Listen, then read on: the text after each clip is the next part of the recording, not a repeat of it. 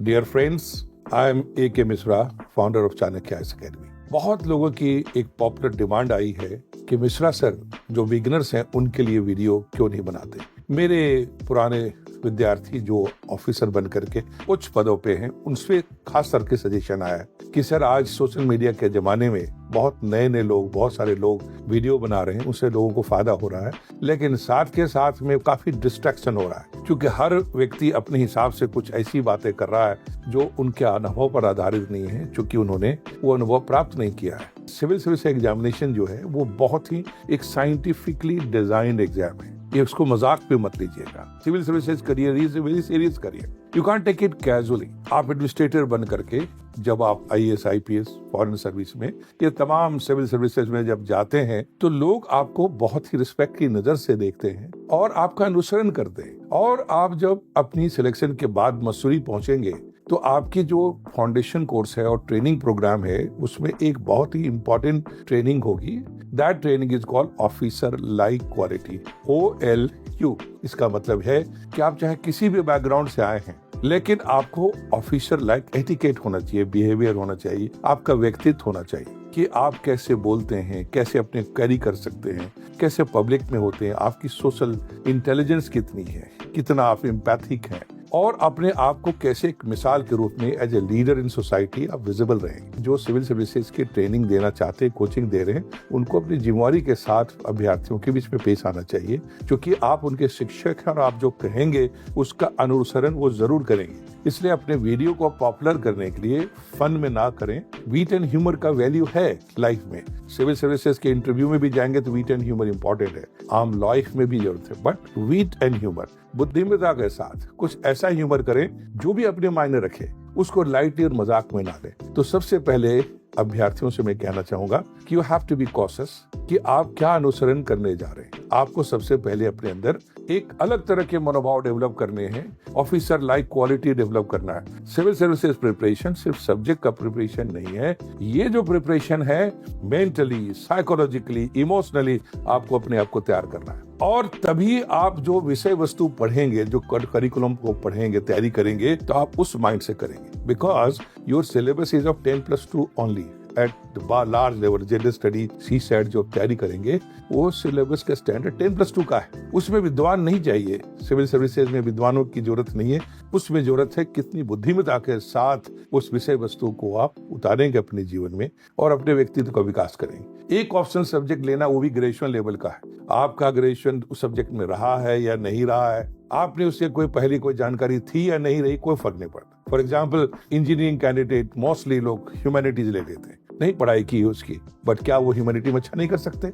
बहुत अच्छा कर सकते हैं, अच्छा रिजल्ट बनाते हैं, टॉप करते हैं। कोई भी सब्जेक्ट आप अपनी चॉइस से ले सकते हैं, इसीलिए इसको वैकल्पिक विषय कहा गया, ऑप्शनल सब्जेक्ट कहा गया। लेकिन यहाँ जानना जरूरी ये है कि जो तैयारी है वो सिर्फ किताबों की, कंटेंट की, सब्जेक्ट की नहीं, आपकी अपनी तैयारी है।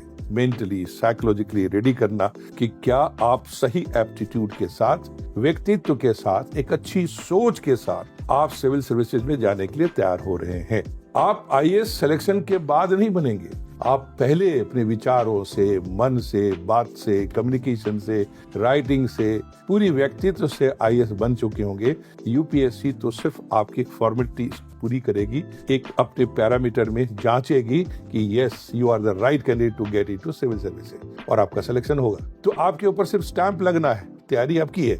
इसलिए आप इसको पहले सीरियसली लेंगे, और इस प्रिपरेशन के दौरान जो सबसे पहली चीज आपको ध्यान रखनी है, to get ready mentally, mindset. एक ऑफिसर क्या करता है IAS बन करके, IPS बन के, फॉरेन सर्विस में जाके, सबसे पहले उसी को समझना चाहिए। इसलिए नहीं कि रैट रेस की तरह, या आम लोग दौड़ पड़े तो आप भी दौड़ पड़े कि IAS में जा रहे हैं तो रुतबा होगा, पावर होगा, ये होगा, वो होगा। आप लोगों के कहीं सुनी पे नहीं जाइए। It's a career, it's not just a job, it's an opportunity. आपको अपने लाइफ में कुछ करने का, कुछ दिखाने का, इस मनुष्य धर्म को पूरा करने का एक बहुत बड़ा प्लेटफॉर्म इस कंट्री में है, जिसको हम सिविल सर्विसेज कहते हैं। Civil services is backbone of Indian administration. जो सिविल सर्वेंट्स, उनको पिलर्स ऑफ इंडियन गवर्नेंस कहा जाता है। और इसके लिए आपकी भाव में आना चाहिए कि सिविल सेवा है, मैं एक सेवा देने जा रहा हूँ मानवता को, इस कंट्री को, समाज को, और जिसके लिए कुछ खास जिम्मेवारियां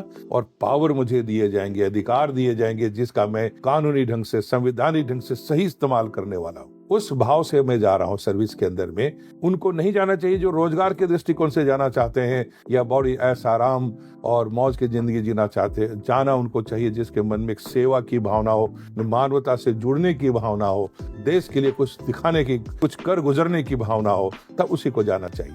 तो ऐसी हालत में जब आप सोचते हैं तो सबसे पहले माइंडसेट की बात आती है कि आप क्यों जाना चाहते हैं। ये प्रश्न आपके दिमाग में सबसे पहले आना चाहिए। ध्यान रखिए, ये सवाल आपसे यूपीएससी के इंटरव्यू में भी इनवेरिएबली पूछा ही जाता है कि why you want to join IAS और civil services. This is a very common question and most of the students fumble, अलग अलग तरह की बात करते हैं। सर सेवा करेंगे, पावर होगा, ये होगा, वो होगा। हर व्यक्ति के अंदर कुछ कन्विक्शन होनी चाहिए। आप वहां जा करके बताना शुरू करते हैं कि आईएएस में ऐसा होता है, आईएएस में वैसा होता है। वो जो लोग बैठे हैं वो पुराने हो लगे बैठे हैं, वो आईएएस का करियर क्या उनको बताने की जरूरत नहीं। वो आपसे पूछ रहे हैं why do you want to go, कि आपके अंदर में ऐसी क्या भावना चल रही है जिसके आधार पर अपनी प्रतिभा को ध्यान रखते हुए, अपनी टेम्परामेंट, एप्टीट्यूड को ध्यान रखते हुए आप इस करियर का सिलेक्शन कर रहे हैं, जिससे देश समाज को देने की भावना है। पॉलिसी मेकिंग में भाग लेनी है, इम्प्लीमेंटेशन में भाग लेना है, देश के विकास में भाग लेना है। क्या करना चाहते हैं और उसके कारण से आपको क्या मिलने वाला है, मतलब in terms of satisfaction, reward, in terms of recognition, वो उसको ध्यान रखते हुए, और कोई न कोई रीजन जो आपके लाइफ में बन रहा है वो क्या बन रहा है उसको आपको बतानी चाहिए।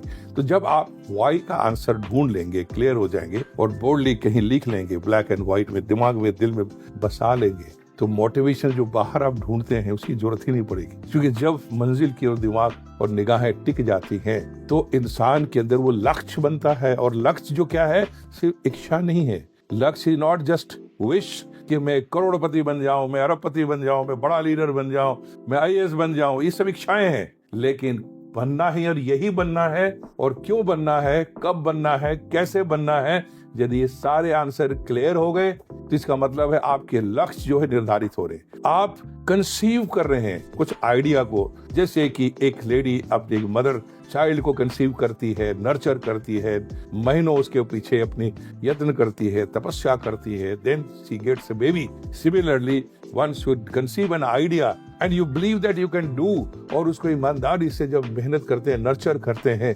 सारे संघर्ष के लिए तैयार होते हैं, दुख तकलीफ उठाने के तैयार होते हैं, तो आपको जरूर मिलता है। इसलिए अपने मन में पहले कंसीव कीजिए उसको कि मुझे प्राप्त करना है और यही प्राप्त करना है। और जब इस तरह की भावना आती है तो जैसा कि शाहरुख खान के सुना होगा डायलॉग कि तुम्हें इतनी शिद्दत से मैंने पाने की कोशिश की है कि जर्रे जर्रे ने हमें मिलाने की एक साजिश की। और इसी बात को अल्केमिस्ट में पाल कोएल्हो ने कहा है, all cosmic forces conspire to make you succeed once you decided to succeed in your life। Patanjali ने हजारों वर्ष पहले कह दिया कि जब हम किसी चीज को पाने के लिए प्रेरित हो जाते हैं तो जो शक्तियां दिख नहीं रही थी, जो लोग नहीं दिख रहे थे, जो रिसोर्सेज नजर नहीं आ रहे थे, वो अपने आप दिखने लग जाते हैं, वो हमारे साथ सक्रिय होने लग जाते हैं और पूरी ब्रह्मांड उसको सच करने में लग जाता है। तो आज की बात नहीं, हजारों वर्ष से इस पर विश्वास किया गया है। जितने भी महान लोग हुए हैं, जिन्होंने बड़े बड़े काम किए हैं, सबसे पहले लोगों ने उस पर विश्वास नहीं किया।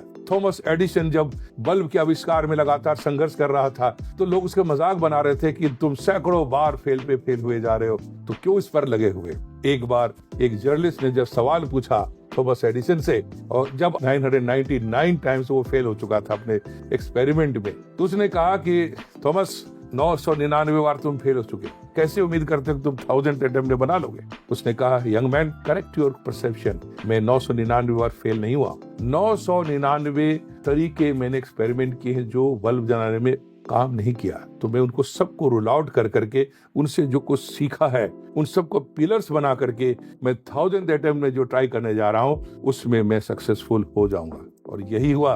1000th अटेम्प्ट में थॉमस एडिसन ने बल्ब जला दिए। यदि उसका विश्वास मजबूत नहीं होता तो आज तक हम लोग अंधेरे में दीप जला के रहते, लाइट का इंतजाम नहीं कर पाते। ये इसलिए संभव हुआ जो किसी ने विश्वास किया।